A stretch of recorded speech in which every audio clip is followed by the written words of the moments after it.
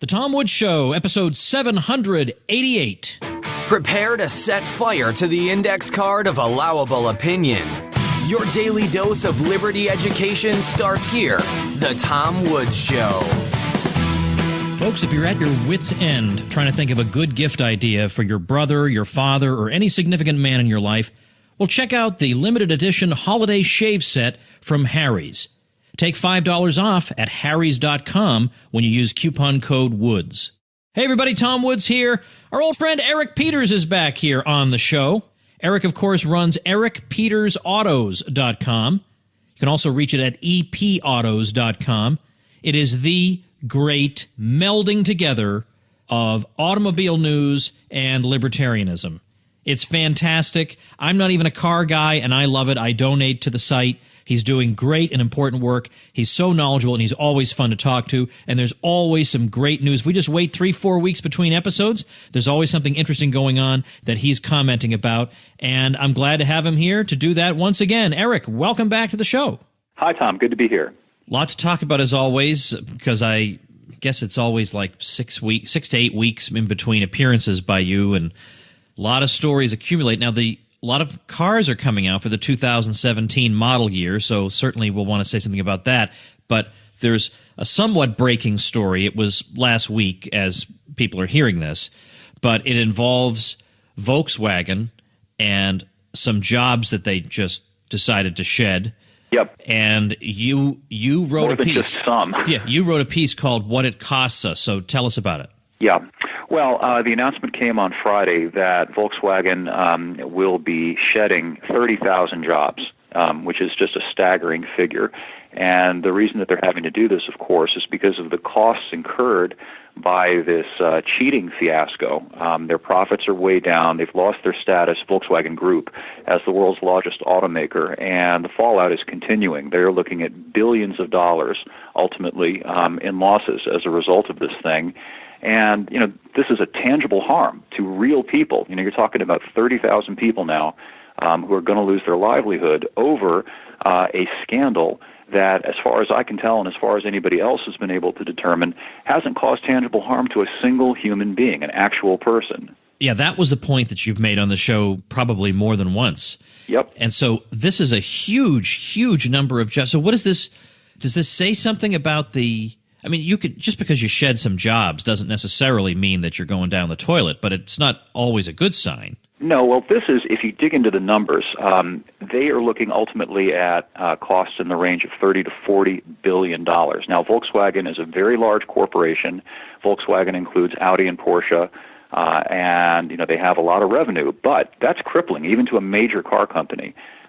It will manifest in the form of such things as reduced funds available for research and development into new models. So you're going to see a ripple effect of this as the years roll by. They're not going to be able to update a lot of their cars and remain competitive in the marketplace. And here in the United States, dealers have been just really, really badly hurt by this. They had inventories of 2016 model cars that had the TDI diesel engine that they were forbidden by the EPA from selling. And so those cars just sat there, and that means that salesmen didn't earn commissions, the dealer didn't earn money. They had, of course, spent a lot of money to get these cars to sell them. That was the purpose of getting them, to sell them, and now they can't sell them. And, the fallout has spread to the gasoline-powered cars. VW is heavily discounting all their vehicles because the public has been led to believe that Volkswagens are bad cars, which is absolutely not the case. Well, of course, right now we are on the cusp of a new presidential administration, and I'm curious to get your thoughts about what that might mean for the automobile industry. Well, I'm very cautiously optimistic. Minimally, we know that we have a person here who does understand economics, who does understand cost-benefit. That's very important. And I think at a more fundamental level, Trump does not have animosity toward either vehicles, the car industry, or the idea of affordable mobility for the average person, whereas the alternative, who thank God lost, did. He has already indicated that he wants to sit down with the car companies to talk about the regulatory state, and hopefully with a view toward reasonable regulations. I think ultimately that's what we are talking about here. Nobody can object to a reasonable coming together of the minds, but we're at this point now where the EPA has become zealous, fanatical, and entirely unreasonable. The parallel, I call them the EPA Ayatollahs, because that's what they are. They are religious fanatics. We are long since past the point of diminishing returns and reasonable regulations with this stuff. I want to talk to you about we've talked about electric cars before, but let's talk about the Chevy Bolt, because I read your item on this about a couple of weeks ago, and in which you say you had planned to review the new Chevy Bolt, because you do a lot of car reviews at epautos.com. Yep. And through by means of a test drive. But you report that GM has rescinded your privileges for reasons known only to them but strongly suspected by you. Yes. Okay, before we get into the Chevy Bolt, first of all, what do you mean by rescinded your privileges? Are you, because you're in the media, entitled to test drives on a regular basis? Well, I wouldn't say entitled. I've been writing about cars. Or you have a reasonable expectation of them, let's say. Well, I mean, I've been getting cars from all the major manufacturers for more than 20 years. Your status as an automotive journalist reaches a certain point. You gain access to what are called the press fleets that all the car companies maintain, and they circulate the cars among us journalists. We drive the cars, and then we write an evaluation of the car.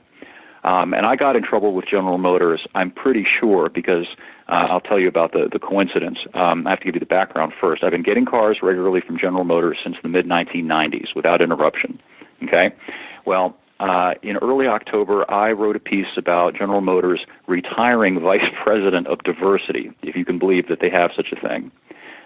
They have an in-house Jesse Jackson, and I'm sure that other manufacturers also have one, who basically works to establish these racial set-asides, ostensibly in the name of fighting racism.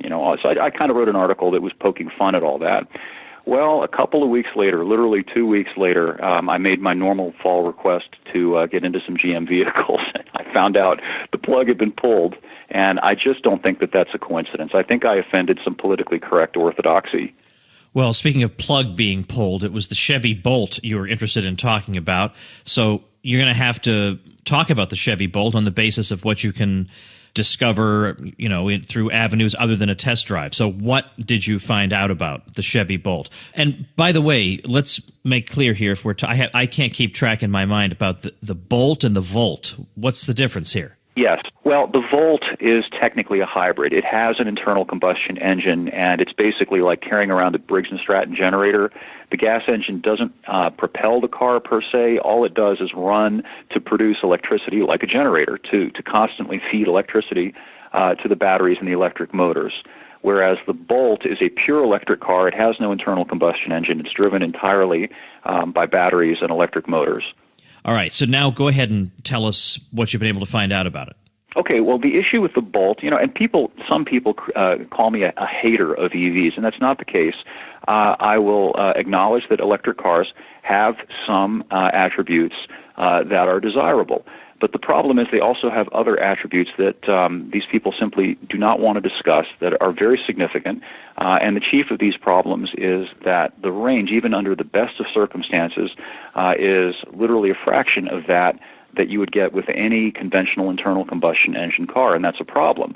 And it's a problem that's compounded by the lengthy recharge times. I did a piece a few weeks prior to that about Obama trying to push a massive program to erect what are called fast chargers or superchargers around the country to try to address this problem. And these allow an electric car to be recharged more rapidly than would be the case if you plug the car in a standard household outlet, which can take 8 hours overnight, a very long time.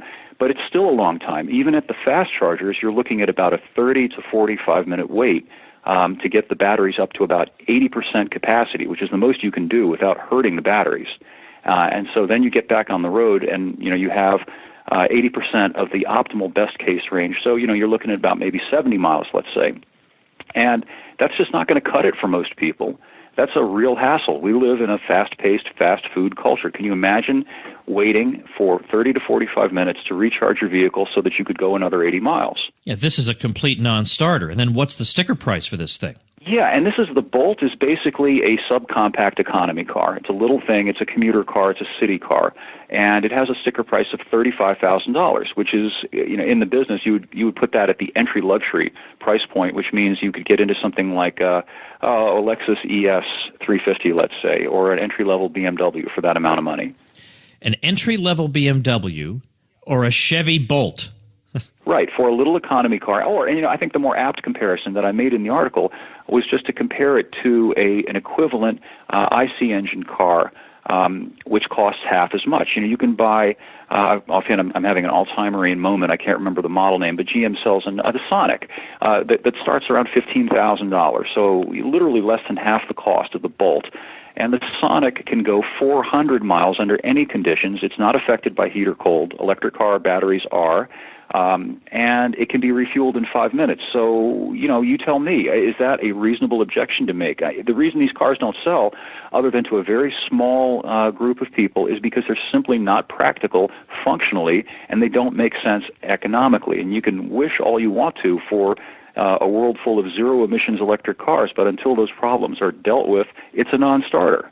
So people would buy this car mainly because they think, I'm helping the environment by buying this. It's not because they are going to save money on gas, because when you do the math, having a car that costs double, it's going to take you a long, long time to make that up in gas price differential, right? Yeah, hundreds of thousands of miles. All this is, it's analogous to the guy who goes out and dangles the keys to his brand new Porsche 911 to his friends, which is fine. Hey, look, I've got a Porsche, and there's nothing wrong with dangling the keys to your electric car and saying, hey, look, I got an electric car.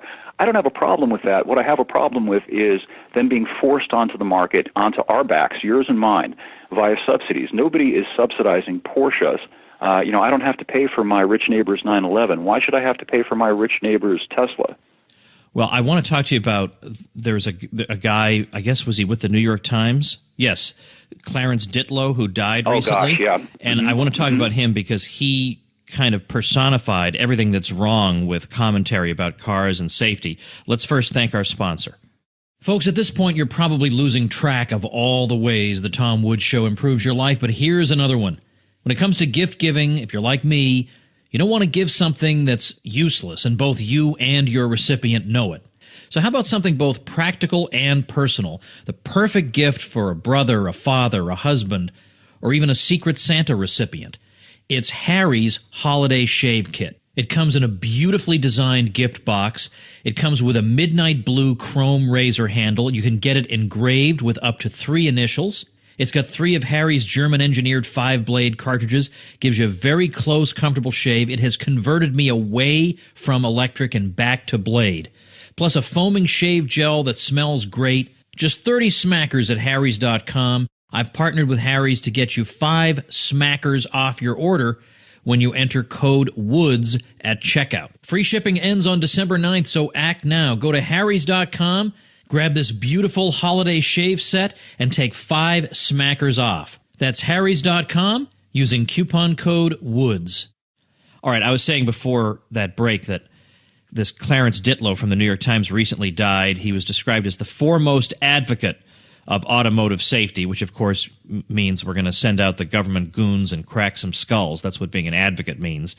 So you can talk about him, but I want to focus in particular on the key problem here, which is there are 2 contradictory orders being sent out by people like him.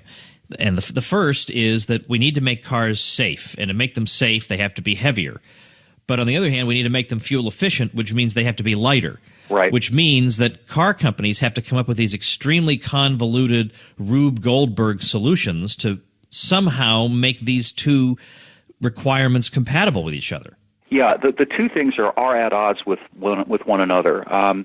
Realistically, again, economically, the only way to make a given car safer, quote unquote, is to increase the structure, to make it bigger and heavier using steel primarily. Now, there are other materials that you can use to achieve the same effect, like carbon fiber and other exotic materials that are used in race cars, for example. But they're race cars, and race cars cost $500,000. So you have to think about, well, what's going to be economical? What's a way for us to make the car pass the crashworthiness test demanded by the government and still keep it within a price point that is manageable? And the way to do that is to add structural steel to the vehicle. Structural steel, however, is heavy. And the heavier the car is, the bigger engine it needs to move, and the more fuel that it uses. So now you've got this juxtaposition of the government demanding that cars be ever safer as defined by passing these crash tests and so on, and also get ever higher gas mileage. You can't have both. You can have one or the other, or one of them to a lesser or more extreme, but you cannot have both in the same package. In particular, I like this sentence, even though I don't even know what half of it means, but I know it must be a good sentence. You say that it's because of his advocacy for safety that cars have been made heavier, but because they must also be more fuel efficient, again, by virtue of what the same people have demanded, the car industry has had to resort to over-the-top engineering solutions, such as costly/complex direct injection fuel delivery technology, variable displacement/cylinder deactivation technology, multiple turbochargers bolted to tiny engines, 7, 8, 9, and soon 10-speed transmissions, active grille shutters, engine start-stop systems, and much more such to come. Well, in a way, you kind of have to tip your hat to the private sector to have come up with all this. Sure. I mean, they are engineering geniuses to have figured out ways to deal with all of these regulatory fatwas, but they're not cheap. There is a reason why the average price paid for a new car last year was in excess of $30,000. And there's a reason why the average person is now spending 6 or 7 years to pay off a car versus 3 or 4 years as recently as 20 years ago. And a lot of it has to do with this stuff. Just to get into one of them, the fuel injection. Back in the 80s, carburetors, which were a mechanical fuel delivery device, were replaced by a relatively simple form of fuel injection called throttle body fuel injection. Very simple, very cost-effective, achieved tremendous gains both in economy and in reducing emissions because it could precisely meter the air fuel. Then they went to port fuel injection, which is more complicated. Now you have an individual injector at each cylinder spraying fuel. So for an 8-cylinder engine, you have 8 injectors. And that was chiefly done because of the ever-tightening emission standards and the need to get that much more mileage, but incrementally so, not a major uptick out of the engines. And now we're at direct injection, which involves spraying fuel at 3,000 or 4,000 pounds per square inch directly into the cylinder. And that requires an elaborate multi-stage fuel pump system and creates maintenance problems such as carbon buildup on the valves. And it's a big nightmare, and it's done chiefly because it provides a slight increase in mileage and a slight reduction in exhaust emissions. Now, what's going on with the big rig question? I know that Obama had some kind of order. I don't know if it's gone through. You'll have to give me the details.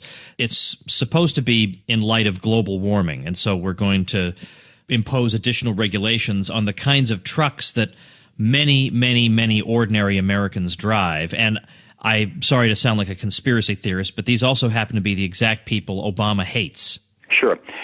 This actually is a watershed moment. They are now trying to categorize carbon dioxide, which is essentially an inert gas. It doesn't at least have anything to do with air quality. It does not affect smog. It has nothing to do with respiratory problems that people have.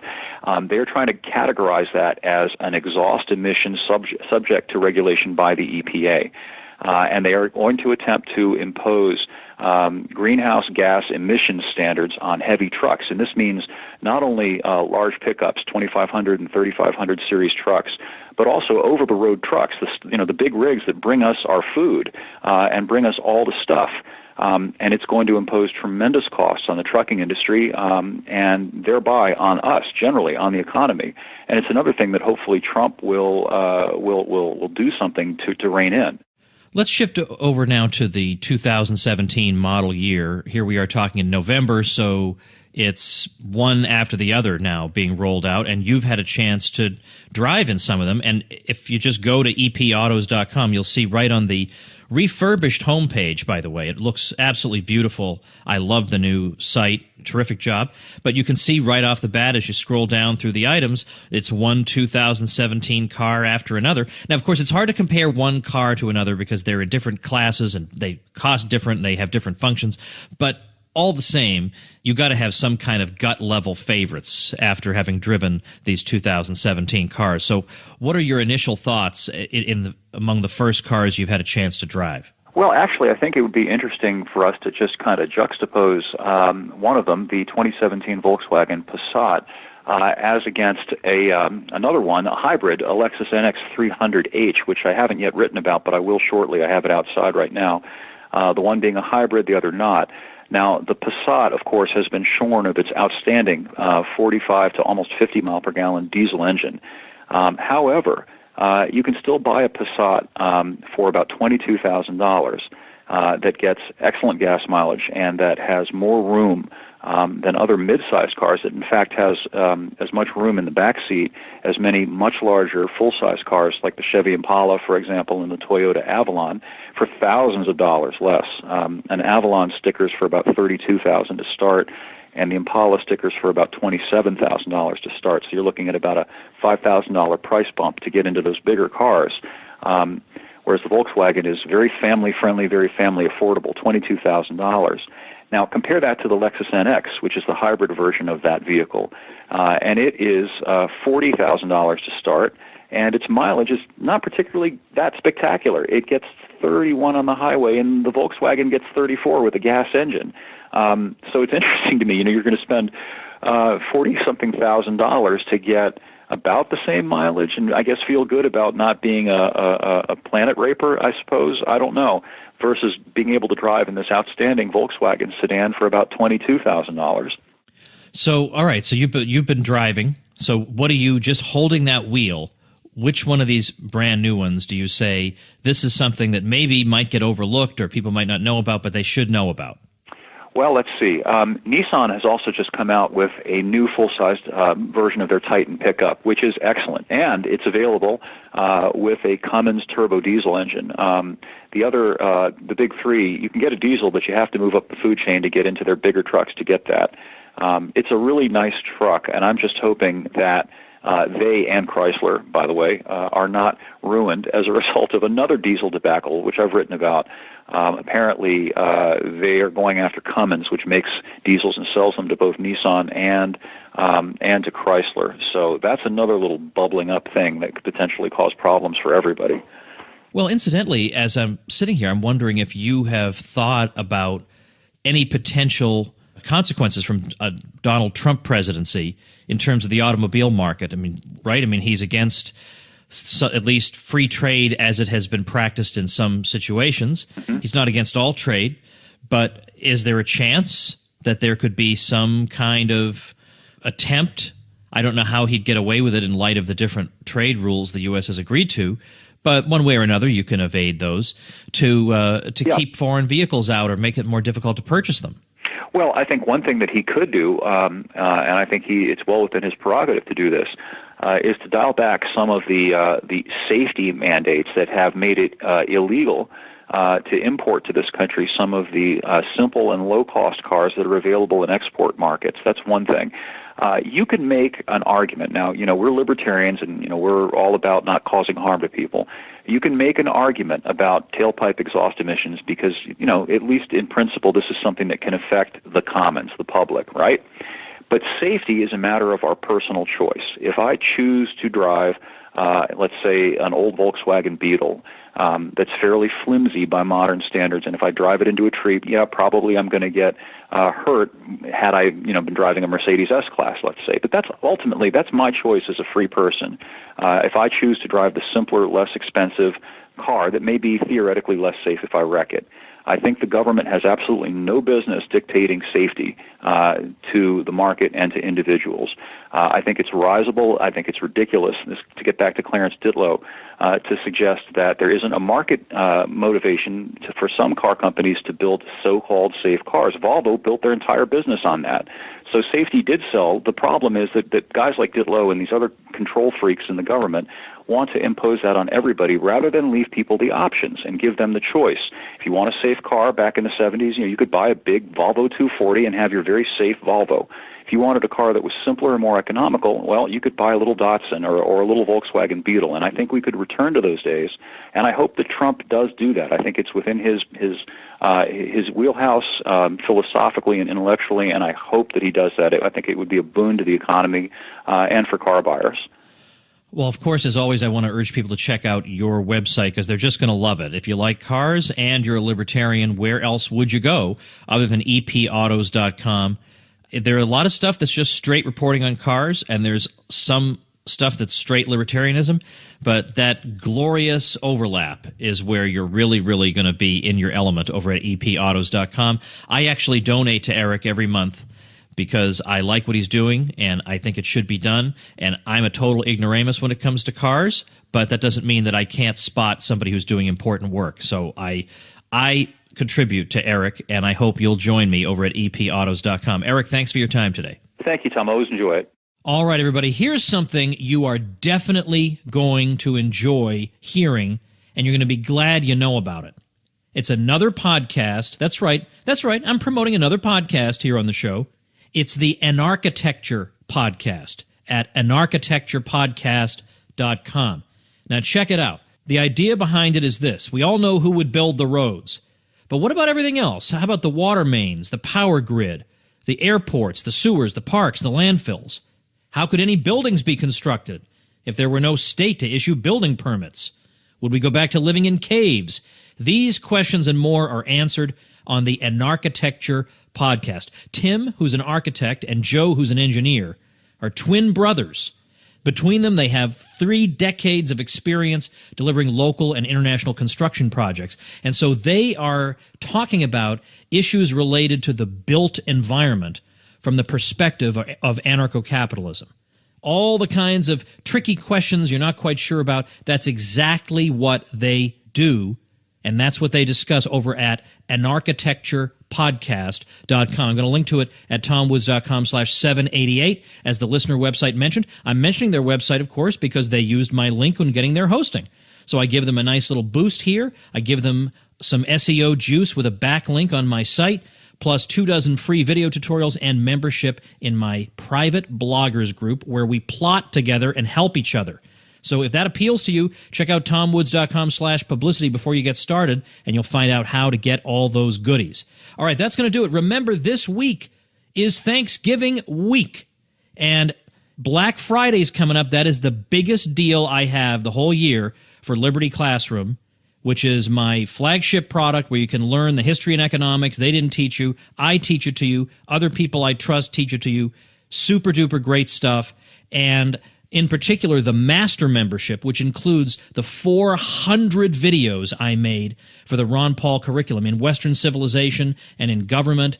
All kinds of great stuff is all packed in there, and this is the best deal you're going to get all year. So check that out on Black Friday, libertyclassroom.com. See you tomorrow. Become a smarter libertarian in just 30 minutes a day. Visit tomwoods.com to subscribe to the show for free, and we'll see you next time.